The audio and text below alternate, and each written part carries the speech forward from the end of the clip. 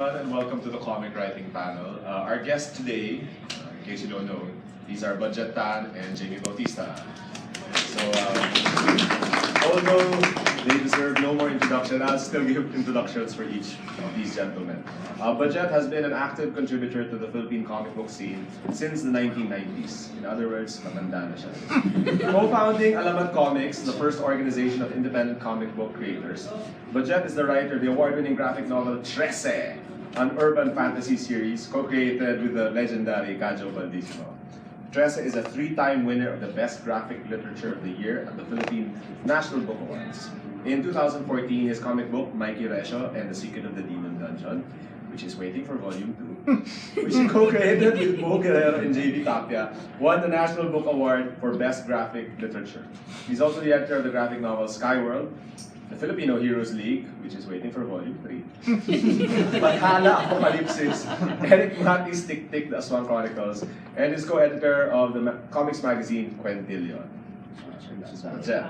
And Jamie over here graduated cum laude from Manila University, with a degree in communications and as a master's in entrepreneurship degree from the Asian Center for Entrepreneurship and Asian Institute of Management.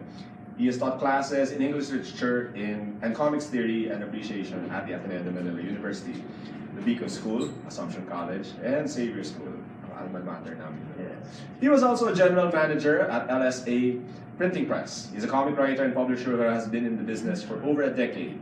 Matandaan na rin si Jamie. He was the publisher of the National Book Award winning Siglo, Freedom, and Siglo, Passion, under the Nautilus Comics line. He's the creator of the long-running comic series Cast, and the National Book Award nominated and Anvil Award winning detective comic series Private Iris. Insurance.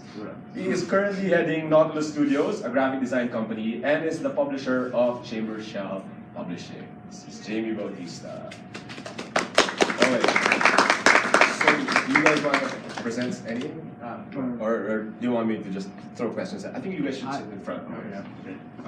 Is that thing connected? Oh, see, we can do the Q&A first, I guess. No, you can present first. Here. Okay. How about?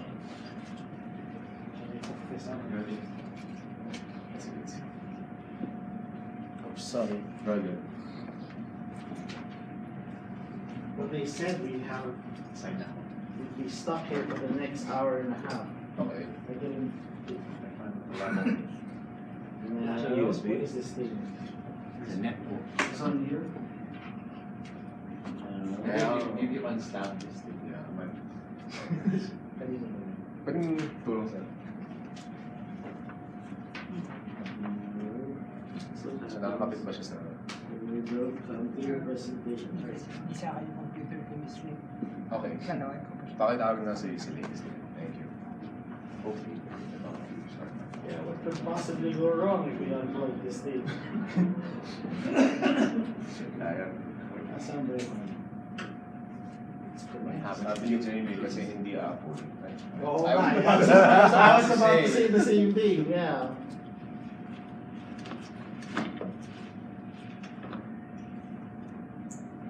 Or we can start with your questions while you wait. Okay. Field some of your Okay. prepared questions. Okay, so mauna ang ating I end up Q&A. covering. So guys,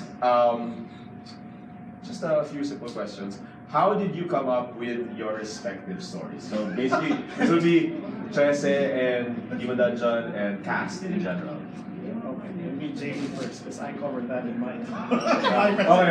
Go, Jamie. Prepared. Yeah. I think I'm very curious to hear what should answer. Because for me, the last 10 years ago, I was telling some of my friends, I've not written a comic for myself in actually about 10 years. A lot of the comics I've been writing were for work. Like Budjette knows, like example, Private Iris, which is a kids detective comic.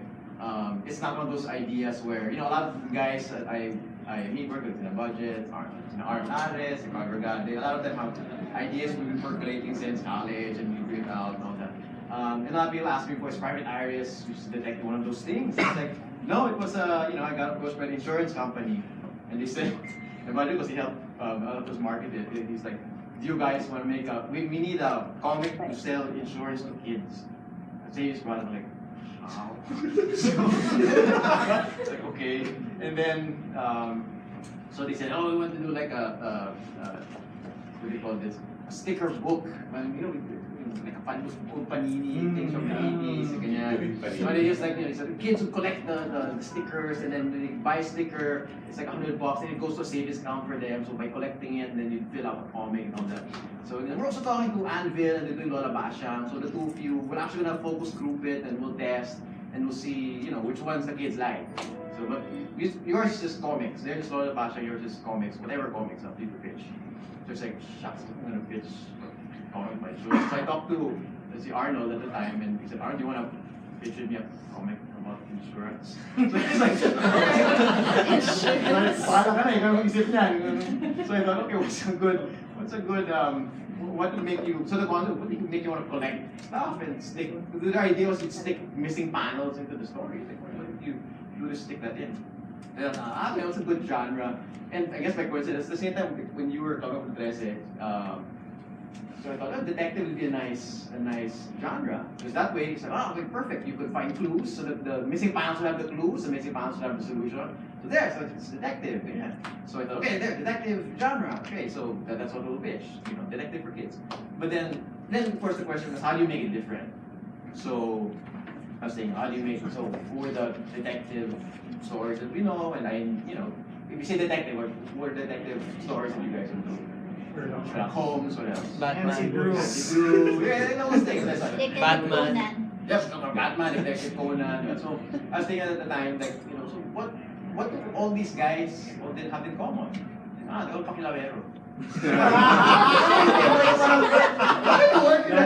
Yeah, you're right. So You're right. they have no business solving these things in front of police. So I thought, so what's a good twist? Now, what the twist is, if all they're pakilamero, what if you have someone who is the opposite, where they don't want to have anything to do with the mystery? So they'd be someone who's, so they don't want to be involved, they don't want to be very close. They can be someone who's very private. Oh, then they were private, a private eye. So private. So I thought, okay, we can come up with play words. You're so funny, James. Yeah. So the name we got was Private Eye. What's the first name? IV. Yeah, Private IV. Yeah. So I thought, Arnold, so we were developing all that. So we were working on it already. So it's a detective who doesn't want to be involved in, so someone has to bring her in. So that's the problem when you're writing a story then. How about to make the story move? So it's a nice hook, but it won't work as a story because if the detective doesn't want to solve the mystery, she won't. So someone has to pull her in. So we have to get her polar opposite. So I had to create another character named Danton, who was the most popular guy in their school. So she was kind of weird and people didn't like her. Well, Danton was popular. And he would want to help other people. And he was her best friend. So the dynamic was going to be, oh, I want my best friend to be more popular because nobody likes her. So I'll get her to solve other people's mysteries to make her more popular. So that became the dynamic. That's why you had these two characters working together. So me and Arnold started developing it. And right before we pitched it, I decided to research. Oh, it's the domain, privateivy.com, and I got the biggest surprise ever. Okay, that's not for kids. So I have to change the name. So Wait, what's the again? No. let me check. Let me check right. So we have to think of all the different, what are other I names? So the division came with Iris, and okay, it works better. It all sounds like an I, Iris. But it like for 2 months, me and Arnold was going Ivy. I know, Iris na pala, Iris na pala. So it was a while to get over that one. But in the end, it came out. We ran about 20 issues of that. First me and Arnold, and then after 6 issues, Arnold started doing his animation stuff, so he had to beg off. So I had to bring in another artist, Jim Jimenez, naman, who's a fantastic artist. So we worked on the next 14 issues with him together. And with Iris, it was a nice dynamic because basically you had a character who was, and I wanted to do a gender swap where. Swap roles where you had the girl was the logical one, she was very logical, very scientific, and the guy was also more emotional, he was the more caring one. So you kind of switched it around, And like for now that I have kids, it's good because for my daughter, I can show her that you can be a girl and be very smart and tough, and for my son, you can be a guy and still be caring and sensitive. Yeah. So it was a fun dynamic, but all of that came about. What you asking was how? Just for work, for money. money. That was actually my day job for like, honestly, it was my day job for like 2 years. Because aside from paying me to write the thing, they were paying me to help to figure out the marketing, publishing, distribution. So yeah, that was my day job for comics for 2 years. And so there, you know, other stuff that I've done would be like with the biography of Louis Yusuf, the dad of Solen Yusuf and Erwan Yusuf. So that's a biography. He asked me, I want my life to be in comics. And I was like, okay. So we've been doing that for him, and he doesn't even release it in bookstores. He just pays us, he prints it, gives his friends, and that's it. That's great. Nice to be rich. Yeah. So How did he tell you his life story? Did he sit down? I meet there every 2 weeks, and then he just talks about, you know, like once we went to the sport, and we had a contest. How many women can you sleep with in 2 days? I came in second, only 29. Whoa. It's in the public. Yeah, it's fun, but you know, but there, you know, we just my most recent project is we did a comic for the Quirino Foundation, the life of President Quirino. Oh. So you know, a lot of short stories. So they printed like 50,000 copies to give it out to schools, and I go to the school to give talks. So there, but a lot of the comic stuff I do is I'm forced. I have to think of something. They say we need to do this. The closest I've come to, I think, something that just for me was Cast. And Cast is, the reason I did is very boring. It's just typical, as my editor and co-creator Elbert Orr would say, it's also in your thinly veiled, semi-autobiographical things. Because yeah, I was in the school play in high school, and then when we were thinking, what's a comic we can do back in 2003?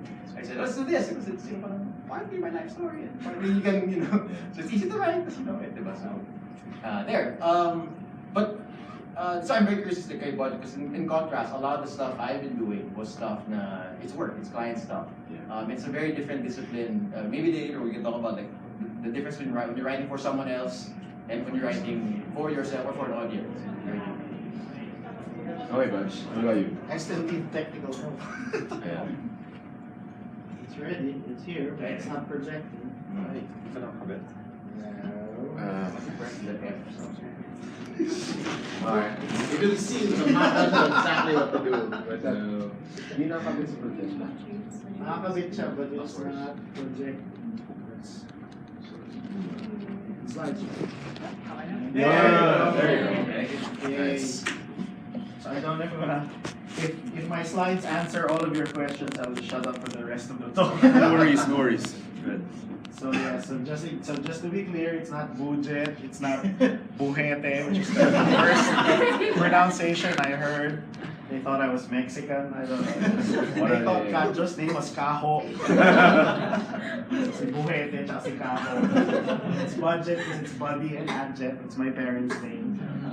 I worked for this ad agency, which collaborated actually with Jamie when we were promoting Private Iris. So that's my day job. As you can see, it's also very boring. And of course, that's my night job. Whenever we make ads or whenever I do stories, this is what I keep in mind. Am I doing something magical, or am I doing something that just feels like a cheap trick? Because remember, when we were kids, and the first time we ever saw somebody do a magic trick, we all went, wow, how did we do that? It's the same experience you have when you read a story for the first time. You go, wow, that's a great story. But when you hear the same story over and over again, then you start feeling like, oh, it's all a trick. I know how that's done. I know how that story ends. That's boring. Spoiler. Yes, kids, that's how it's done. But yes, if you've been watching that cable show, you already know how all of the other magic tricks are done. So what do? You have to tell the same story, but you have to tell it in a different way. Copperfield cut So himself in 90s. half. 80s. 80s pa to. 80s, yeah. Look at the hair. He did this thing to the soundtrack of Phil Collins. He's my favorite magician. Chris Angel, of course, did the same old trick, but he did it in broad daylight in a park. No smoke, no mirrors. And suddenly, before you could go, I know how that trick is done, you'd go, I have no idea how that trick is done. And then that same old story becomes magical again. And that is the same problem we have as storytellers, telling the same old story. And maybe sometimes the big difference is a magic word. So I have an idea for a superhero. Tell me if it's already been done. And I have a concept for a little boy he's given a magical word, and when he yells that word, he turns into a superhero. And the magic word is Shazam! What? Eman turns into Captain Marvel. So it's already been done. So what about a little boy who's given a magic item? He holds the magic item, yells the magic word, and he doesn't turn into Captain Marvel, he turns into Captain Barbell. Already been done. Not a little boy. How about a little girl who gets a magical object and puts it in her mouth? Because that's what you do when you find a magical object. Magical object falls from the sky. You pick it up, put it in your mouth. That's what anyone would do. You yell the magic word. She yells the magic word and turns into a superhero. All been done, of course. Not a little boy, not a little girl. What about a man who finds a magical object, swallows magical object, and turns into same old story. Same old story. You find a different spin to it. You find a different angle to the same old story. And suddenly it becomes, and of course it's one of my favorite scenes from Zatorna. Yes. That's Ada, gay beautician, swallows the magical stone, turns into Zatorna. And of course the great thing that Carlo Vergara did was, instead of deciding I have superpowers, I will turn into a superhero, she decides I will join a beauty contest. And that's the reality of beings. And of course, before she can do anything, her town gets attacked by giant frogs, zombies, and by aliens from outer space. Of course, it became award-winning comic book, award-winning musical, award-winning movie. So that same old story suddenly became interesting. Concept for a superhero team that might seem familiar. In the superhero team, you have a guy who can run really fast, someone who can turn invisible, someone who can fire laser beams out of his hands, someone who can read minds, someone who can manipulate metal. Familiar? What if I tell you they're all Pinoy and they are the Filipino heroes team? They are the government-funded superhero league, meaning they are underfunded.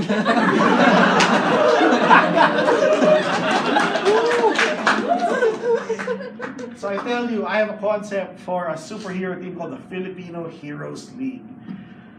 And someone might quickly say, but parang Justice League pero Pinoy. Panood ko na Avengers eh.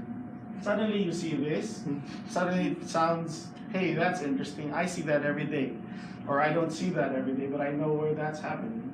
And what did Paulo Fabregas do? What's the other interesting detail he put in his comic book? Where are all of the good heroes? They've all become OFWs. The reality of it. All of our best fly out. What are we left with? The guys in the pelican.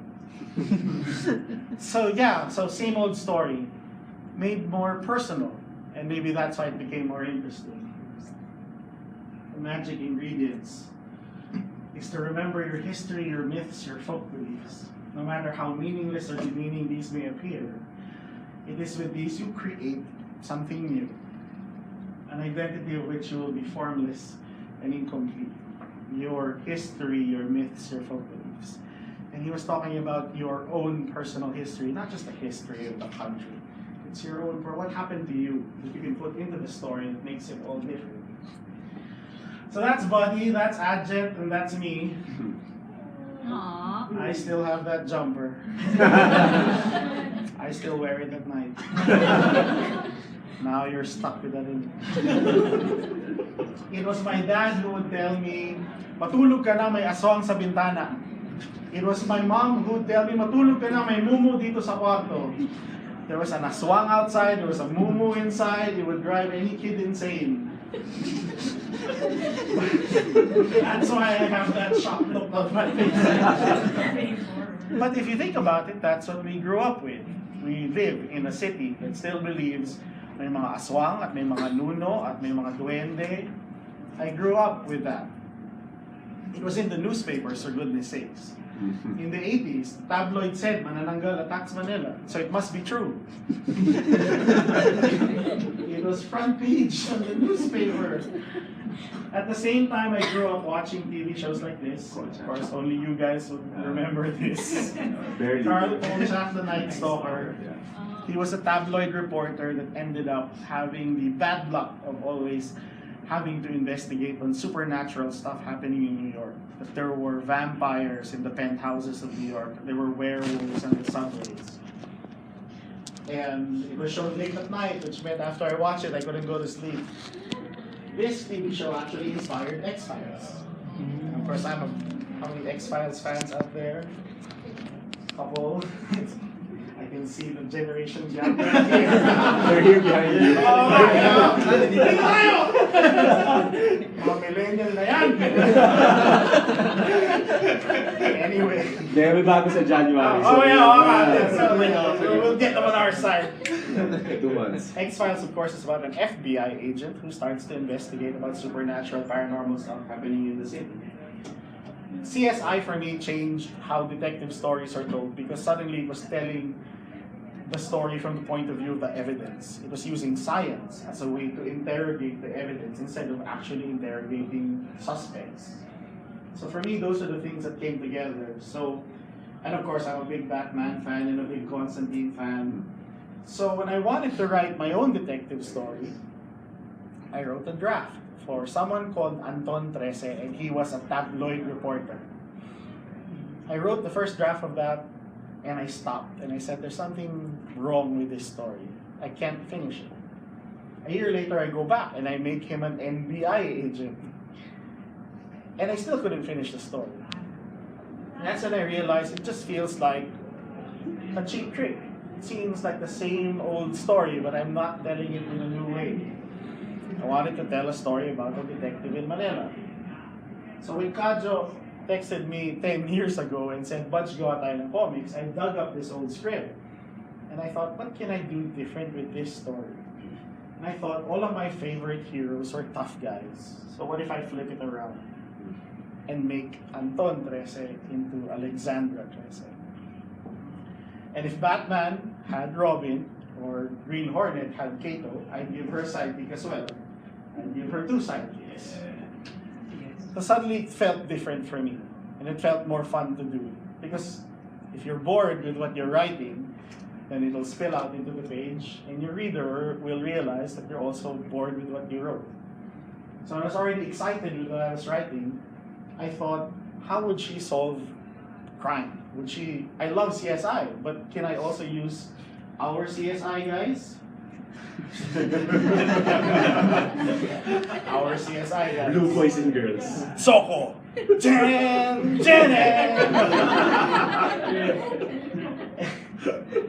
See, the automated fingerprint identification system, that's the entire staff. So, I know they must be really nice people, but it might take them 6 months to solve a crime. So I thought, maybe not science. Maybe not science. Maybe she will use magic.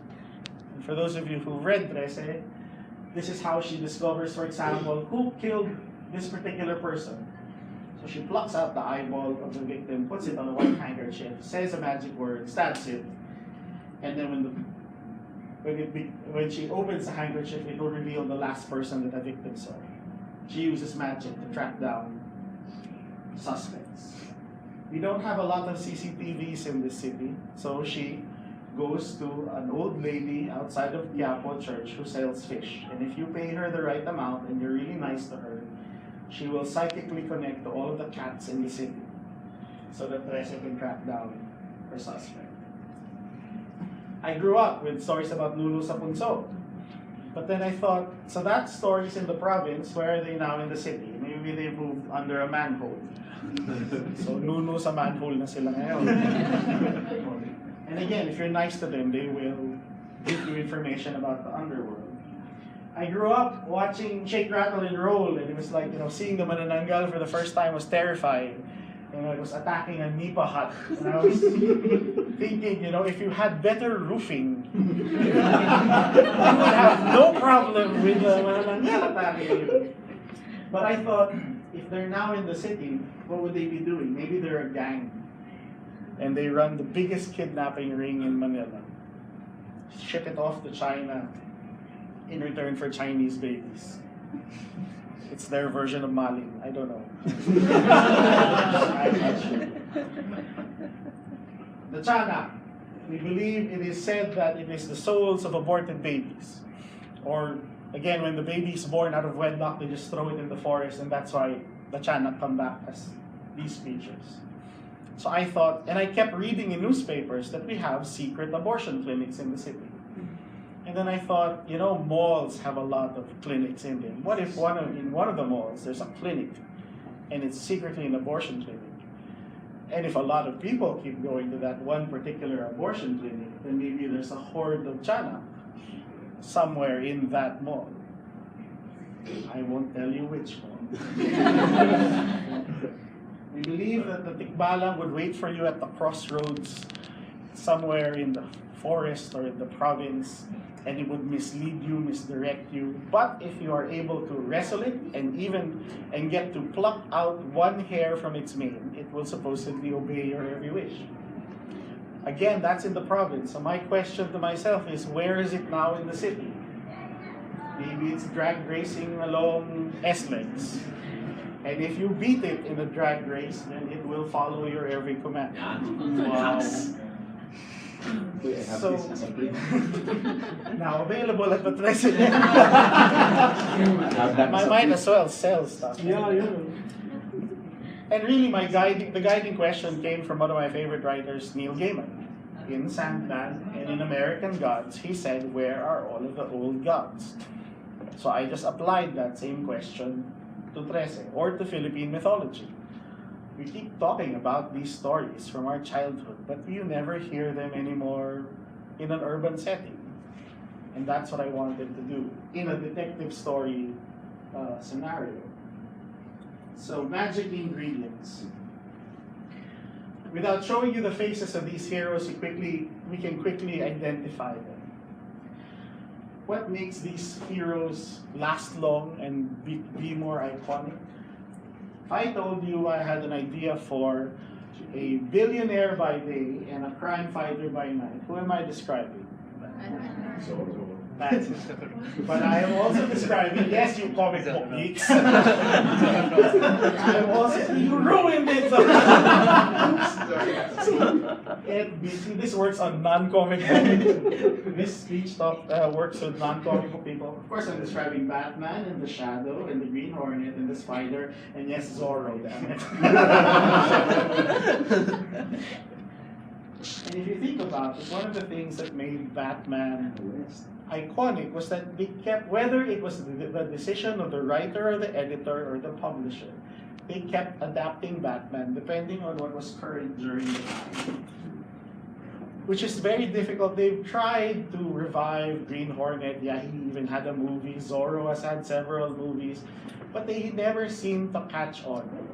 Maybe it's because they were stuck in that time period. Maybe it was because Batman, the writers of Batman just were more free in terms of making the character fit on what was prevalent during the time. We had campy Batman because government was cracking down on blood and gore, on EC Comics. So DC decided we can't get not published, let's make Batman safer. But because of that decision, out came the TV show, out came the cartoon, and it just introduced Batman to a bigger audience. And then when the 80s came and times became darker, they shifted the tonality of Batman as well and allowed him to reach a bigger audience that made him relevant for his time.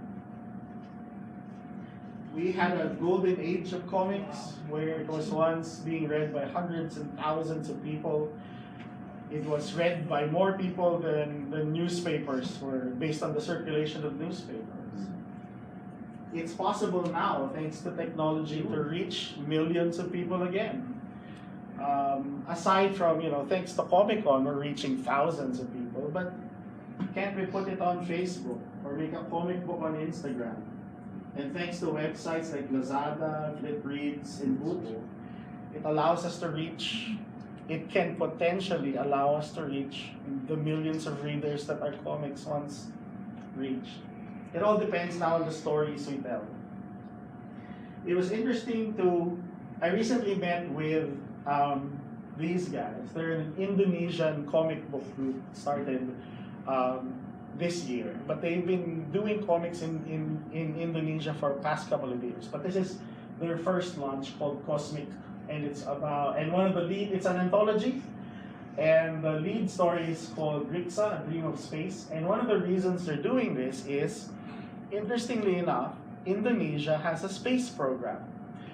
It's the last country you'd think would have a space program, but they are investing in sending people to space. That they dream of having Indonesian astronauts. So this is one of the things they've been doing. So the story takes place on two timelines, when Rixa was a little girl and now that she's an adult and she's preparing for her first trip to space. So it's interesting that they're devoting or trying to inspire a whole nation to reach for the stars with this story, and trying to convince kids are you about to enter college? Maybe you should try this course. So what's your story? Sorry for that. So again, the ingredients on how do you make your story not feel like a cheap trick but make it more magical? Do you take what is expected, something similar that Jamie was already talking about, and take the opposite direction? In his case, it was the pakialamero detective. He made his detective absolutely not want to do anything with the case, but still gets dragged into it, making Private Iris a more interesting character than the usual pakialamero, character. Take up all the ingredients of your life, mix it up, and create something new. Don't just copy it. And lastly, remain relevant to the times, but stay true to your core character. Once you figured out what your character is all about, feel free to twist and flex that character around, but never forget what that character is all about. And that's what will make your character timeless. And maybe your story will once again make people go, wow, how did he do that? Thank you very much, and I look forward to your magical story. I didn't want to add anything to what Budjette said. From your personal experience. No. Okay. You said all already. Anyway, I have some additional questions before taking questions from the audience. Did either of you take any special courses in writing before you started writing your own stories? Special course? Me no. No. But No, never. It was never available in schools. And actually, Jay, you taught a comic book class, didn't you? Yeah, the funny thing was, before I made comics, I taught comics. The idea was it wasn't a comics creation class. I said, I can't teach creation, I can't make comics. It was a comics understanding class. right. So I was teaching people how to, how do comics work. It's based a lot on Scott McCloud, I'm sure a lot of you read. So I was just trying to, show people about how that would work. But I think the closest I would come to a comics course would be understanding comics, reinventing comics, making comics by Scott McCloud. If you get those three, and then you get some of the stuff by Will Eisner, Eisner's graphic storytelling. So just those books are pretty seminal. You just read those things, and that'll really open up. A lot of things that I know really come from that. So yeah. Yeah, it was. What I noticed was in the 90s there were more courses. Yeah. Being offered in the universities, and a couple of years back, Carl Joe was offering a course on comic book I creation, think it's in 2008 or something like that. So yeah, and so coming from what Jamie said, it was more of doing my own research, finding those books. So yes, those 3 books. One of the interesting books I found recently published was, there are 2 books. So one is by Bendis, which is Words and Pictures, I think is the title of the book. The other one is called Making Comics Like a Pro. And I now forget the authors, but it's available in National. The interesting thing about that book is they actually guided you in the creation of a brand new comic book in that book. So if you buy the Bendis book, he'll show you Spider-Man and he'll talk to you about how he came up with an idea for that story. In this Make Comics Like a Pro, they actually created the story in chapter 1. They created the characters in chapter 1, and you can see how they developed the characters all the way up to publishing, all the way up to solicitation in Diamond. Right. So they actually have a breakdown on how much you need to spend to create a comic, which is, as comic book creators, we're bad at math. So it's nice that it actually, of course, that's a US setting, but it actually guides you on how to not just create it, but to promote it and how to sell it. So if you can find that book, I highly recommend it. Oh, I'd add also one book I've read recently, so Making Web Comics, specifically, by Scott Kurtz. If you read PvP, Clever's Player, maybe online, and Brad Rubyard, several webcomics guys, so they came together and put up their experiences of how to do webcomics. The nice thing about it, it shows, similar there, it shows everything from story development, but even things like how to format it for web, then marketing, merchandise, what their business models are. It's nice. They make a template for you. Right. It's nice in that it shows, because now, as Budjette mentioned a while ago, there's a whole new, all new business models that you can do, and it's not, well, before, it's always you print something, you sell it, distribution, consignment. Now there are things like, is it ad driven, is it merchandising driven, and it's all, they show, these are the different models you can do, these are things you can do, and now, it moves so fast, like me and Charles a while ago, there's now Patreon, there's things like Kickstarter. It was even, when that book came out, those things weren't even an option back then. Interestingly, I think even Reinventing Comics by McLeod, he was actually looking forward 10 years to saying micropayments, like what's happening now? those things. So I think a good mix of all these different books. I think one thing that me and Budjette are both is that aside from just how to make, I think the marketing, distribution part, the entrepreneurial part is key, especially if you are a writer. You notice, you look at the comic industry, the most entrepreneurial guys are people like me and Budge who don't draw. Because I think this is, I was thinking, it should be the people who love comics but can't draw. But because we're poor, we can't. Title. Yeah, I like host. Because we can't, I don't know for Bud, but like me, I can't. I like Arnold. The people I work with, Arnold, I work with Carl Vergara, I work with. These are people that they want to, they can do a comic by themselves. Arnold can do a comic in a 300-page comic in 3 months by himself. Like, okay, there it is. But me and Budjette, we have to look for an artist. How do we pay the artist? How do we get out and make it worth it? We're forced to think of these things because we want the comics that we can't draw. So, but even if you can draw, that's a big edge. And I think you'll find when you learn what business model you're doing. Is it web? Is it print? Is it part of a magazine? That will also dictate the way you will write your scripts. Because, for example, if you're doing a web comic and it comes out daily, so what's your structure? You can't have a scene that's, like it's super bitty or nothing happens in the scene. If you're writing a 300-page graphic novel, sure, your scene can last like 4 pages because you get to read it. But would you expect a reader who reads every day now, for the next page to happen, you have to wait a whole day? You can't have nothing happen that one day. So your structure is totally different from someone doing a graphic novel. And that it's dictated, or are you writing omnibus-sized page, or you can have 11 panels, and your artist George Perez who can fit 12 panels per ganyan, and you can still leave space for the word balloon? Or are you dealing with most of our artists who love drawing? There's no space for the word balloon. So or because you're doing manga size, so in this you can only have 3 to 4 panels. So how much dialogue can you put in? And those are things that you may think it's artistic, but coming from someone who has to do stuff for clients and have different needs, the way it will be distributed, formatted, read, will it be read on a computer, on a laptop, on a tablet, on the way by themselves, they have an hour to read, or they're just reading on the bus, they only have 10 minutes.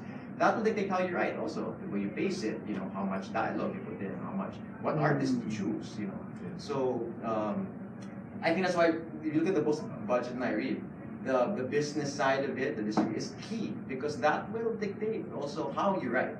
And the artist may have to think of those things, but it's going to start with, if you're the writer, it's going to start with you. Okay. Any questions from the audience for our 2 panelists here? Yes, sir. Where can we find these people to tap? For example, we do have stories in mind, and then as a beginner, Over there. Yung indie tiyangge. But like, how did you meet? Like, how did you see? Kadjo was, again, Komikon is the great blessing to this comic books little scene of ours, and hopefully we become a great industry. And Kadjo I met because of he was part of a studio, and then that was the time Alamat Comics was formed. So we would hang out at their studio because it was the closest to the malls. And then it was because of sideline. It was because of work. I worked in an ad agency, and occasionally we would need illustrations done. So I would always go to Kadjo to like, do you want to do this? Do you want to do this on the side? And then one time an NGO approached us and said, pwede ba kayo gumawa ng comics tungkol sa AIDS? Papamigay namin to sa red light district eh. Okay. So we ended up having to, talking about format, we had to figure out an 8-page story that would tell you about the horrors of AIDS and why you should always have yourself checked. And it was Kadjo was my collaborator there. But I think, so get to meet the people here at Komikon. There are also Facebook pages, Facebook group pages where artists gather and share their work. Deviant Art as well is so far, I don't know if the comic book artists have shifted to Behance lately, but for a couple of years back, Deviant Art seemed to be the place where local artists would upload their stuff. So find an artist whose style you like, or you feel that his or her art style fits your story, and just reach out to that person and tell that artist, I have a story in mind, do you want to collaborate? And the advantage these days is that you do have publishers like Vizprint, Anino, and those are the two active. Psycom, of course, are actively looking for stories, and then I know that Anvil is also hoping to kickstart off their graphic novel stuff. They just haven't found the right kind of stories to publish. You have more options compared to 20 years ago in terms of where your story can come out. And then again, the web. I think going the web comics route, in other words, upload it for free, generate a following. Thank you for the soundtrack. There's no harm in when I did that for Trece for a time. I was uploading it. I was uploading complete stories, and people are asking me, "Aren't you afraid? You might get pirated?" And I said, "I don't think anyone cares right now." So it allowed us to find more readers by promoting it online. So I think by doing that, you can eventually generate a following, so that when you do pitch it to a publisher, you can say, take a look. I've got good number of readers, so it's please consider my book for your publication. Any other questions? Yes, sir. What is your writing process? How do you start a story? Outline or just Okay. through? For me, it depends on the story. Like, I'll talk about the Private Iris, because it's the most recent and very most interesting. I start writing Excel. Yep. If you look at the 4-quadrant brain thing, I thought I'm being the creative, and I found out the test, I'm logical. Yeah, so, and that's I think my sakit when I write, and that's why I like detective stories. I think I think when I look at writing style, for example, like the people I know, I'm closer. I think like Carl, we write the same way where we have until it's all figured out, we can't write. While people like Arna asked him, when he writes stuff, he's like, I haven't seen him right away, then I'll figure out things out later on. I just write my favorite things first. That's why it's so fast. Yeah, stream of constant. We'll just figure it out later. Me and Carl, when we collaborated once, and we're like, also the same. It takes us so long to finish something, because until we cracked it, you break a story, you can't get it through. So what I write in Excel. Basically, I think of Scenarios. the scenario, different scenes, but I see how it comes together. Plotting, plotting is basically, people think, what's plot? Plot is your sequence of event. Plot is not just what happened, but it's how you arrange. The plot rarely happens in chronological order. Plot is how do you present the things that happen in the way that it creates suspense, so that people want to go from scene to scene to scene, and then things are revealed in a certain way. So I tried when I come up with plots. I think, okay, this happened. I just come up with titles, and then I used to put in Excel, and then like, this needs more pages. I put 2 cells and move it around. Right now, I think I show it. What I use right now is because I'm techie. I use Final Draft. Have you heard of Final Draft? So Final Draft is what they use mostly for screenplays, for screenwriters. This Albert who told me about it. I used to use, like everybody, used to use Word, and Word is a bitch to use when you're writing a script. Mainly because some tips, actually, a lot of the things I learned about comic formatting or formatting script,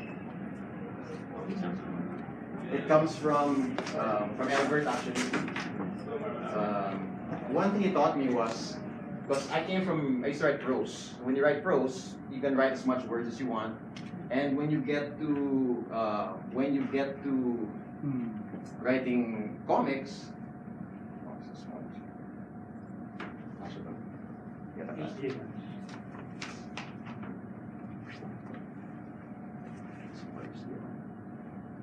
I was not techy enough. I'll just show it this way. I have an iPad Pro. Okay. So I use Final Draft. So the nice thing about Final Draft, of course I use the PC version. Now there's also an iPad version, so I can also write on my iPad. But the nice thing about Final Draft is, one, it formats for the different, the structure of your script. So the one thing that makes it unique when you're writing a comic script is that you can divide it into, of course, by page, by panel, panel description, character, dialogue. It's geared towards script, so there are things like exterior shot and all that, and some people use it. It has templates, so if you want to see like image comics template, it has. If you want graphic novel template, it has. And they're very different also. The nice thing the desktop version has, it has index card feature where you can basically write, like, of course you can use real index cards, but I like the digital ones because I can bring it with me and don't get lost. And then you can rearrange it, basically, and you can write little notes. So sometimes if I don't know yet what's going to happen in a script, I'll just put a short summary with there, figure it out later, move it around. So, but yeah, there. But the nice thing with this is that, for example, when I write dialogue, the tip I got from Albert was you have to indent it a lot. It's centered and indented, like a 2-inch indentation. Why? Because that way you get to see how wordy you are. Because when you write in Word, but like just one line. Then when you letter, oh my God, it's like 5 lines pala. There's no space for the graphics. So by indenting it in your script, the script pala, okay. And even like me, actually, I letter my own stuff mainly for that, because I also edit while I'm lettering. So I'm lettering, oh my God, I'm so wordy pala. It's up to now, it's still my sakit. I think guys who you come from a prose or you're just a writer, you tend to overwrite dialogue, and it's tricky to try to trust the artist to show a lot of the stuff instead. So using that helps a lot. The other thing I would say is, so there, I go Excel, I put an index card feature, and then I put it into Final Draft. But then on a scene-per-scene basis, sometimes, for example, like, would you, like, for example, some people ask, do you write the dialogue first? Or do you divide into panels already? Yeah. And it depends. Like, there's some scenes where if it's action-based, I kind of know what's going to happen, but I don't know what they're going to say. So I will already divide panel 1, panel 2. He punched, he kicked, he jumped, he fell, and did this, and then I'll put the dialogue later. But if it's a scene where it's more a verbal conflict, I'll sometimes just write the dialogue straight. I'll figure out how to chop it up later. So even on not just a writer per writer, but a story or scene per scene basis, the flow may be different also. So at least that's my process. I can see how. No, I do not start with Excel. I hate Excel. But yeah, it's an outline helps. A scene, most of the time, especially with Trece, it starts off with one particular scene that kicks it off, and it's a question of how do I get to this scene? Is it at the start of the story, the middle, or the end? So like the first story of Trece, I started with the image of a white lady at the intersection of Budjette Drive and 13th Street. And it intrigued me because, again, I grew up passing by that street. as a little kid, and I would hear all those stories. And thank you for promoting the book. But yeah, the question was, how did the white lady of Balete Drive get killed? In color now. Now in color. And tagalized. Yes. So it started off with that. If you've read book 4 of Trece in Secret Constellation, the first scene that came to mind was Narda asking Ding, "Akin na ang bato." That was the first scene that came to mind, and I was thinking, how did Ding get the stone, and why is Narda asking for it back? So once I have that, then not on Excel, but I would write it in terms of, here's page 1 up to page 20, and then I would break it down in terms of, these are the things that happen. Similar to what Jamie said sometimes. So I know on page 2, Trece would have a conversation with Captain Guerrero. So I would write out that entire dialogue and then later break it down into panels and pages. And sometimes that's when I realize this scene is going on for too long. So I cut down on certain things. And that's one of the big reasons why Hank always gets cut out of the stories. Because Kanjo gave me the 20-page limit. So going back to what Jamie was talking about in terms of format, if you feel you're writing a 300-page graphic novel, then fine, write all of the dialogue you want. But if you're limited to a page count, then you're more conscious on what is necessary for this story. So then you would have to cut out, your favorite scenes sometimes. But so have the scene that intrigues you. For me, it's like the scene that intrigues me and makes me want to figure out how do we get to this particular scene. And sometimes I already know how it ends, but I don't know what happens in the middle part. And that's the fun part of it. Because that's where, again, in the writing of Trece, it allows me to figure out what would be a new way for Trece to solve this particular crime. What would be the new informant? I've seen readers complain, ginamit na naman niya yung Santelmo, ano ba yan? Eh, nasa speed dial di ba? Ang bilis, up na siya di ba? Up. Up na yung Santelmo But so parang, so parang I tend to, if si Nuno came out in 2 books ago, maybe I'll bring him back in now, or else, which is the problem of CSI, diba? If you watch CSI, every time they get to the lab, it's like, play techno music and show, test tubes flying around. And after techno music, aha, we know who did it. So it gets boring. I mean, for me, when I look back at CSI, season 1 was still for me the best, because it was where Grissom conducted experiments to figure out how the crime was done, and not rely on techno music and look, it's spinning inside the DNA thingy, and we know who did it. So it keeps your audience. Again, it becomes a cheap trick if you keep doing the same old thing. So there. I hope that is clear. How long does it take for you to finish? Aha. Oh man. Well, so Ito, magandang tanong to. How long does it take? you can see there's no book 7. Book 2 lang, Demon Dungeon. Oh yeah, well that's gonna take a while. Usually, when we started Trece, ideally, yeah, I think when we started on Trece back then, it took me 2-3 weeks to finish a script. These days it takes longer. But yeah, again, if you have a day job and you pace out your writing, I think that's a realistic timeline. Yeah. Well, I think I beat you with my cast 12 to be 10 years. Oh, wait, you record? It used me probably on average a cast, which is very personal. It takes me about a month to write. 3 weeks for Iris, because Iris I came up with this is a mystery, by studying other mysteries I started watching Veronica Mars. I watched. I didn't watch Detective Conan. I watched Detective Academy Q, a different, more obscure. I watched that one. And what's the other one? I forgot the other one. Boy Genius. There. So the other. Kindaichi, that's it. Yeah. Kindaichi. So I watched those two, and I did study the structure. How do they craft the mystery and all that? And I kind of figured, okay, this must be how they craft it. I kind of backward engineered it and then do my own process.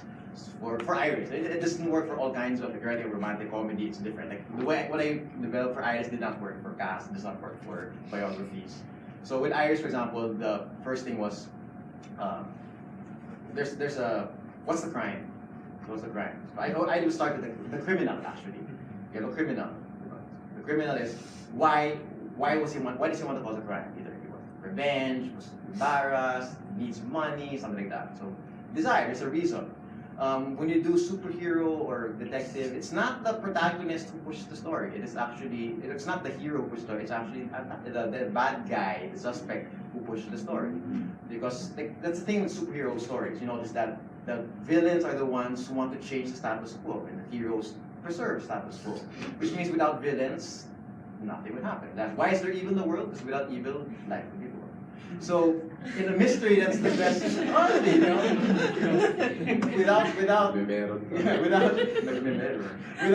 So in a mystery, if there's no crime, nothing will happen. So you need a criminal, you know, whether they may not be a bad person, but there's a criminal they cause a crime. But why do they cause a crime? They want something. They want revenge. They want so strong desire. So there. How do they get that thing that they want? Which they can't get. They have to go overcome an obstacle, but to do that, they cause a crime. So then I have to craft, so I have to think about crime. So I'll think, if I were a criminal, how would I steal this thing, break this thing, kill this person? I couldn't use kill it. So at the most, it'd be like, beat up. At the most. So, you know, so I feel, I do this, and I try to think like it's kind of weird. You have to think like a criminal. I do this, and then, so make sure I won't get caught, and hide this, and you know, make sure, and then you kind of go a bit crazy for a while. And then you think, okay, so you plot out, so you think, so this is now the whole, my criminal scheme, I can get away with this. So yeah, once you figure that out, so the first part of my plotting one mystery would be thinking like the criminal. So once you figured out your crime and you think, okay, I've done it, you know, and I know why I did it. The next step is, what mistakes could I have made? So then, because the mistakes that you make are the clues. So now you think, okay, so now you switch. Now you think, so you have to think like a supervillain first. Right, think like a supervillain first. I mean, this might be now for superhero stories. So you basically what's your evil plan, right? Then after you let it rest, then think, okay, what were the mistakes of my evil plan? Okay, so like, okay, I forgot to wipe my hands when I touched this thing. I never this thing like ganyan, or this mud was only found in this. That's the go-to clue, right? I can't think of another clue. There's a specific mud that's in this place. I stepped in it, and it can only be found in this place. So, think of the mud. So all these think of the mistakes. So now every mistake they make in the plan are clues. Right. So the next step is now you have the clues. The detective has to find the clues. And just like what you're saying, the way the clues are found have to be interesting. You can just be, okay, I'm looking and, oh, I found the mud. That's it. Wala, it's boring. Diba? So, like for example, Iris before, one of the clues would be that, oh, there's like, for example, there's a record of it. Like maybe there might have been a camera shot, ganyan, but the camera is locked inside the school principal's office. So, how do we get in? Diba? So, maybe does she sneak in and try to break in, which would make her a criminal also? No. So maybe she'll impersonate someone and try to social engineer her way inside, but it's not her person. So she'll get her friend down to, you do it, it's your case. So she'll have her friend dress up as a woman, go there, talk about it. She's distracted, I'll sneak in, and things like that. So, you know, or I have to hang in from a thing and pull it before they see. You know, so you have your clues now, and then the next thing you think about is what's the interesting way for the detective to discover the clue. And they have to discover it actively. The thing I learned in the detective story is that if your detective stumbles upon it, oh my God, there's this thing. Then they didn't solve the crime. It was basically luck. They lucked into it. Your detective is smart if they are actively trying to find something and they observe, oh, this mistake could happen, and then something happens, you know. So then basically as they solve these things, they figure it out, and then they can confront the villain. And of course, when they confront, I can catch them. But when you have that structure, then you'll notice it gives you the whole mystery, the story, but it gives you a lot of points of conflict already. It gives you motivation already for your villain, in a way, like for the criminal, which makes them something sympathetic, which is nice because for me the interesting thing about doing mystery is that you have to try to get your reader to feel and understand why the bad guy did what they did. It's not just I'm evil. No, it's like I had to do this for my son because ganyan, there's no choice, or and sometimes Irish will feel bad for the So there, and it every step of that gives opportunity for conflict. Trying to do the math for the criminal, trying to do the math, things where they can get wrong. So many opportunities for conflict. The detective trying to find the clues, there's opportunity for conflict. And when you're creating a story, trying to create conflict is what makes stories interesting. Whether it's just verbal conflict, physical conflict, your job is to find ways for conflict to pop up. And so in mysteries, that's basically the nice thing about it, where you can find all these opportunities for conflict. And conflict always comes from people wanting something, and something stops them from wanting that thing. So the last tip I have with that is that you'll notice, you look at all kinds of characters, not every kind of person becomes a main character. You look at all the people here in Komikon now, not all those people, when we talk to all of them, they will all be nice and interesting. Not every one of them is a main character. It's worth being a main character. A main character is somebody who wants something badly. Why badly? Because you can throw any shit at them and they will plow through it because they want that thing badly. Your story is like, I want what? I want Shopao. Okay. I want Shopao. How much you want Shopao? There's no Shopao. Okay. But if someone's like, I want Shopao, but there's no Shopao. Oh yeah, I can fly anywhere. But you said you'll do anything to get Shopao and do all these crazy things, and there's an interesting story. Yeah. So sorry. That's why any character you have, whether it's supporting character, villain, hero. Villains and heroes basically are both characters who want something badly. It's just that those things that they want are in conflict. They want the same thing and only one person can get it, so they go to conflict. Or they want different things, but only one of those things can exist at a time. Like the villain wants to destroy the world. The hero wants world peace. If the world is destroyed, there's no world peace. If there's world peace, the world's not destroyed. Only one can happen, so they fight. So in a mystery, it's the same thing. The criminal wants to get away with this thing so they can get revenge, money, whatever. The detective wants to solve it because for their own glory, to help the victim, to all these other things. Only one thing can happen, so conflict. So whether you're doing a detective story like Budjette and I do, or you're doing a romantic comedy, same thing. Boy and girl, two boys want the same girl. Yeah. They want the bad. If only one really wants the one, it's like, she's kind of cute, okay lang. Wala. There's no kwento, di ba? But if they both really want it, they will do anything to get that girl.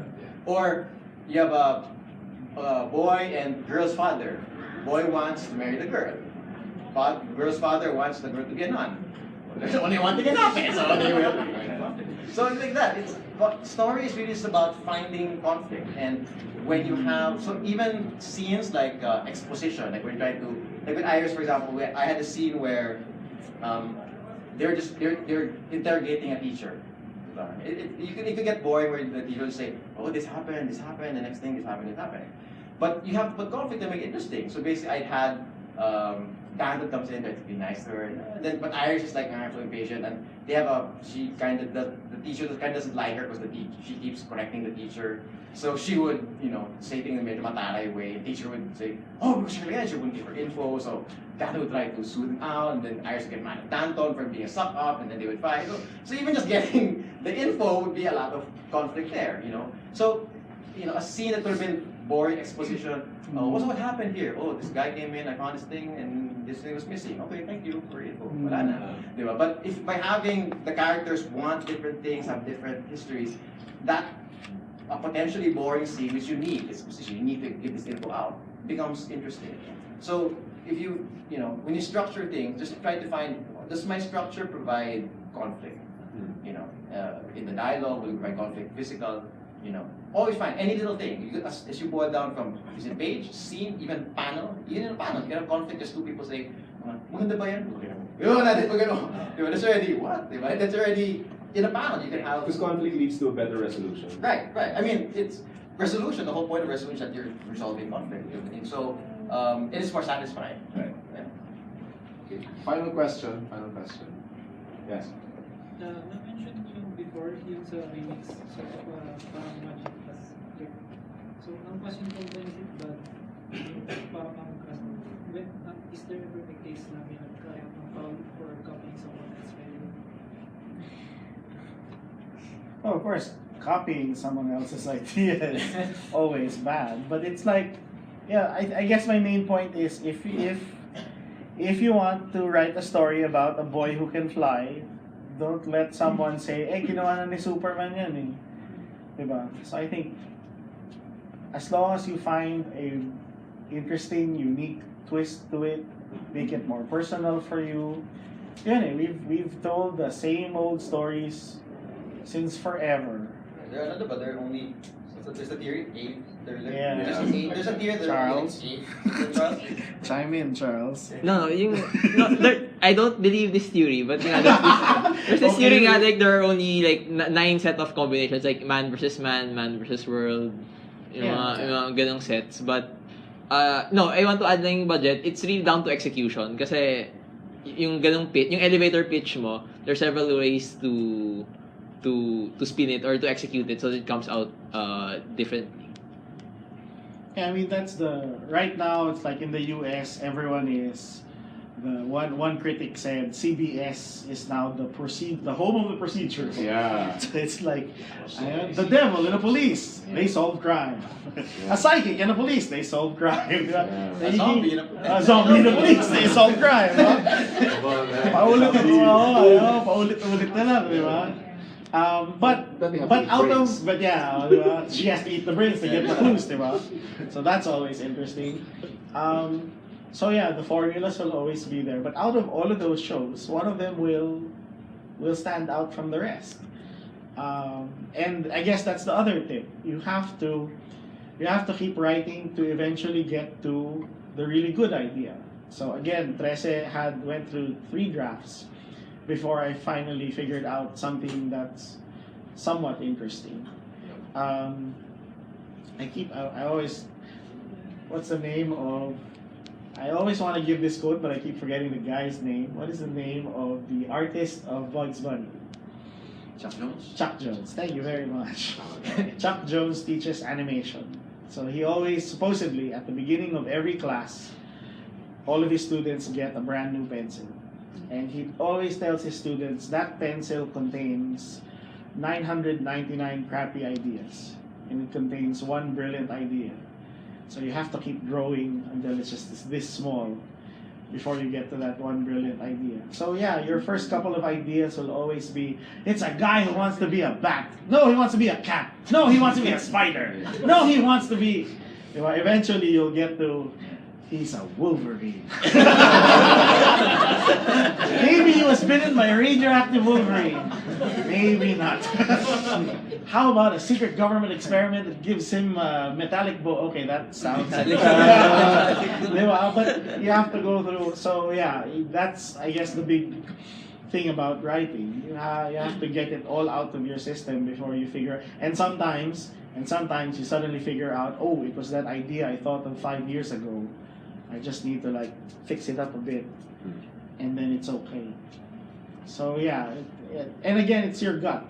If in your gut you feel like, ay parang nagawa na to, parang baduy, parang boring, then just keep writing and keep hammering away until you get to that.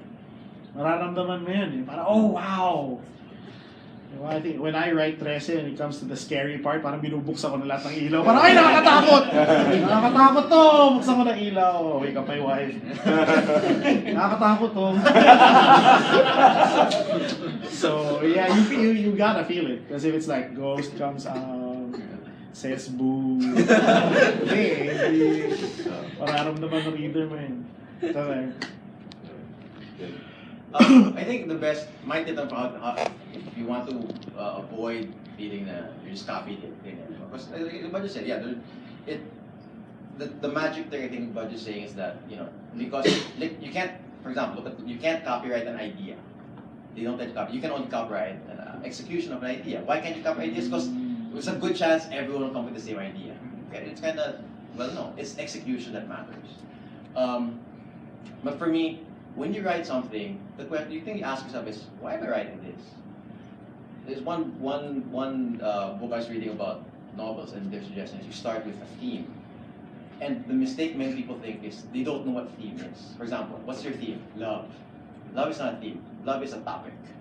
A theme is when you make a value judgment on something. Love? No, it's not a theme.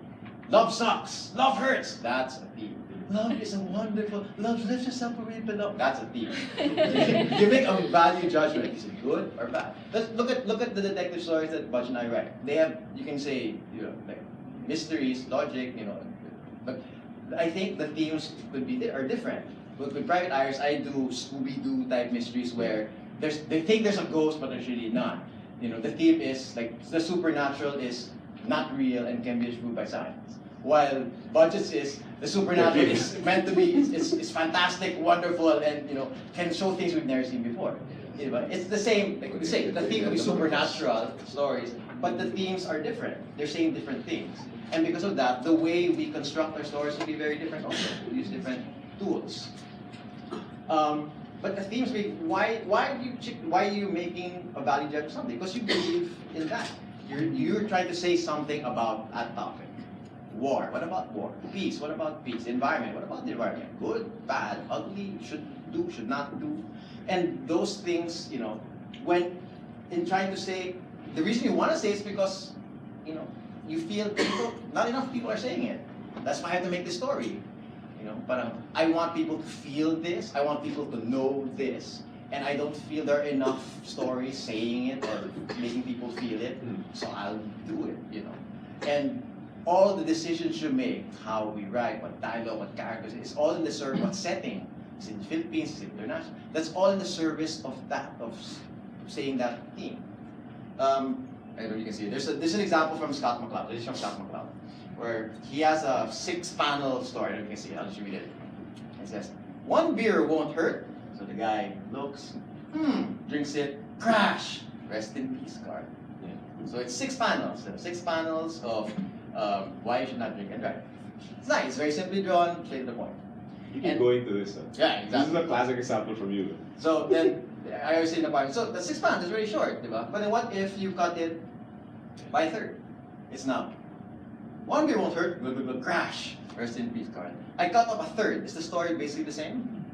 It is. I just got the part where he reaches, he looks at it, and then, but it's still the same. I cut it now. I don't even show Carl. Rest in peace, Carl. Crash. Crash. Rest in peace. I don't even show Carl. Is it still the same story? One beer won't hurt. Rest in peace.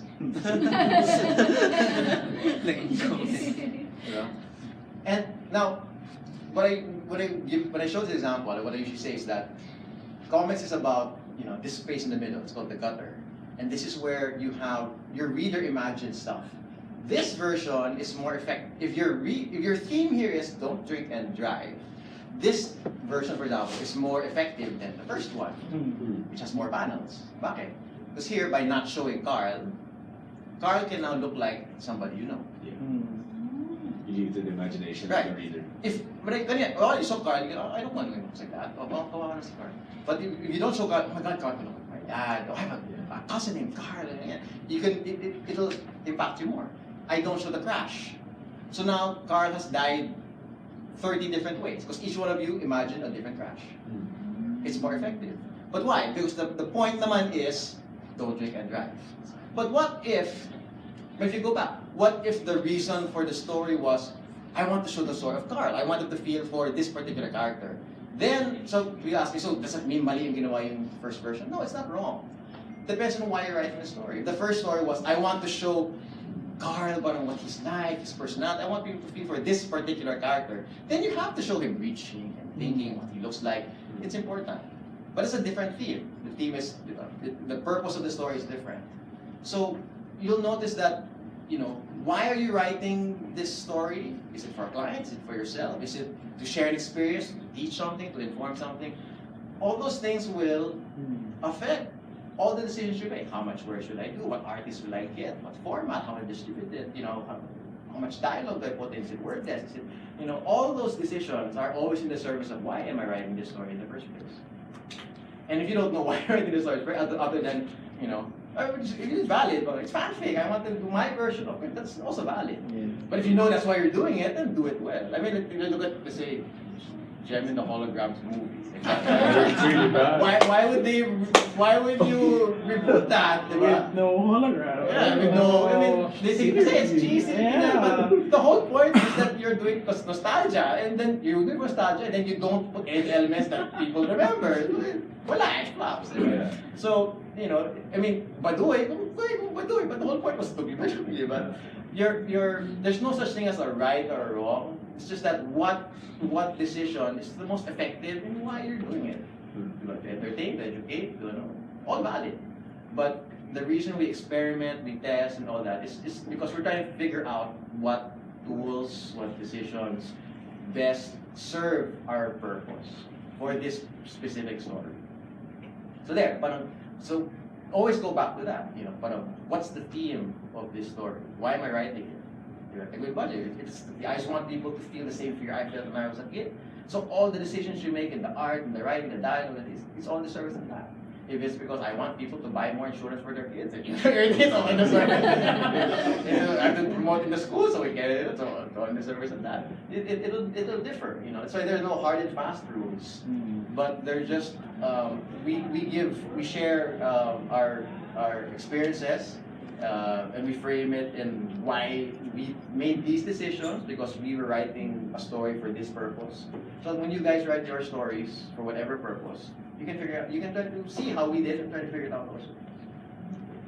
And on that note, that brings our panel to an end. So I'd like to thank Budjette and Jamie Bautista for our closing.